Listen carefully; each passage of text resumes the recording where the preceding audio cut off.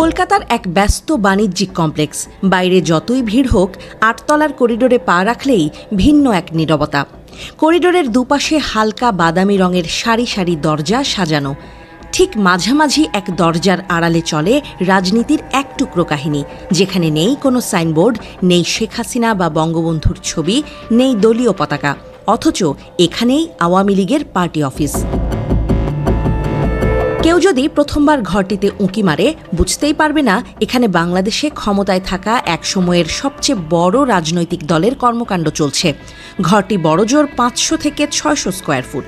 ৩০-৪০ জন একসাথে বসতে পারলেও একটু চাপাচাপি করেই বসতে হয়। তবুও এই ছোট্ট কক্ষটাই এখন কলকাতায় থাকা আওয়ামী লীগ নেতাদের নিরাপদ মিলনস্থল।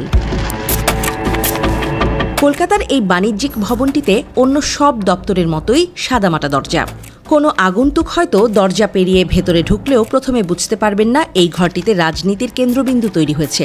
ভেতরে সাজানো চেয়ারের সারি, ছোট একটি টেবিল আর কয়েকটি ফাইলের তাক, যেখানে দলীয় নথির বদলে সাধারণ অফিসের কাগজপত্র রাখা। দেয়াল ফাঁকা, কোনো প্রতীকী চিহ্ন নেই, যেন রাজনীতির সব রং চেপে রাখা হয়েছে দেয়ালের সাদা রঙের আড়ালে।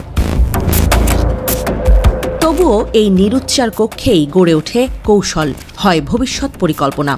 ভারতের ভৌগোলিক সীমানায় থেকে বাংলাদেশ রাজনীতির স্পন্দন ছড়িয়ে পড়ে মোবাইল স্ক্রিনে, অনলাইন মিটিং রুমে। নাম প্রকাশে অনিচ্ছুক এক আওয়ামী লীগ নেতা বিবিসি বাংলাকে হেসে বললেন, আমরা ইচ্ছে করেই বাইরে কোনো চিহ্ন রাখিনি, সাইনবোর্ড, ছবি কিছুই নেই, এমনকি এখানে কোনো দলীয় ফাইলও থাকে না।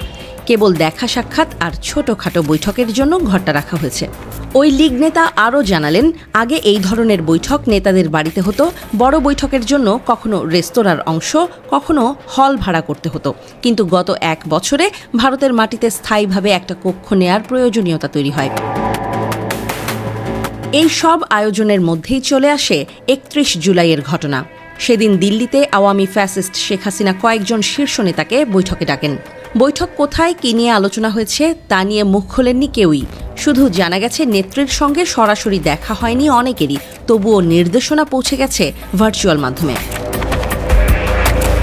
বিবিসি বাংলার খবরে বলা হয়, এই বৈঠক ছাড়া বাকি সব দলীয় যোগাযোগ চলছে হোয়াটসঅ্যাপ, টেলিগ্রাম গ্রুপ বা লাইভ অনুষ্ঠানের মাধ্যমে। শেখ হাসিনা নিজেও মাঝে মাঝে এসব আলোচনায় যুক্ত হন। বিষয়বস্তু বাংলাদেশের রাজনৈতিক পরিস্থিতি, মাঠের কর্মীদের করণীয় আর ভবিষ্যতের কৌশল।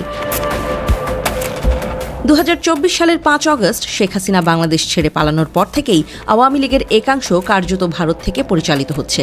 হাসিনা থাকেন দিল্লির কাছাকাছি কোথাও, অন্যরা কলকাতার আশেপাশে।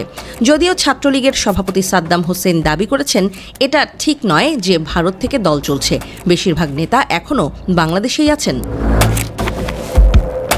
তবুও বাস্তব চিত্র বলছে, কলকাতার এই গোপন অফিসে এখন নিয়মিত যাতায়াত করেন দলীয় নেতাকর্মীরা। কারো বাসায় ছোট বৈঠক আর বড় আকারের মিলনমেলা হয় হল বা রেস্তোরাঁয়।